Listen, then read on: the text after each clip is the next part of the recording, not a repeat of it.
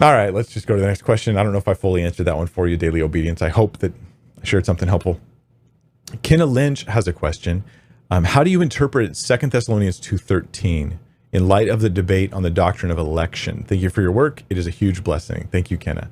And I will go to that passage now. 2 Thessalonians 2:13. It says here, we are bound to give thanks always to God. Hold on. Let me go to the ESV here just to get out of the King James Version. Not that it's bad, guys. Okay, don't spaz out. But we ought always to give thanks to God for you, brothers beloved by the Lord, because God chose you as the firstfruits to be saved through sanctification by the Spirit and belief in the truth. So the idea here could be like, hey, God has chosen you. And I can see why. I'm trying to think of how like a Calvinist would use this passage in a robust way. Okay, there's a not robust way. There's a not robust way that maybe some people would use the passage. And they'd say, look, it says that God chose them. So therefore they were chosen. And that's Calvinism. God chooses you. But that's actually not Calvinism. Calvinism is saying more than that. It's saying that God chose you and that you believing in him happened after your regeneration.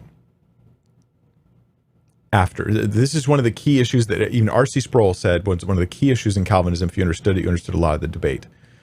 In Calvinism, there's a belief that you believe in God as a result of God regenerating you. This is like that moment where you become a new creation in Christ, right? You're filled with the Spirit, right? You're indwelt by the Spirit, and you're a new person, you're forgiven, and you're given a new heart. Now you can't help but believe in God.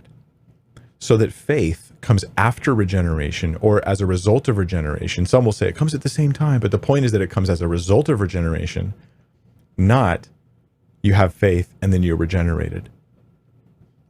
So let's read this verse again and ask if it says that. And the answer is going to be no.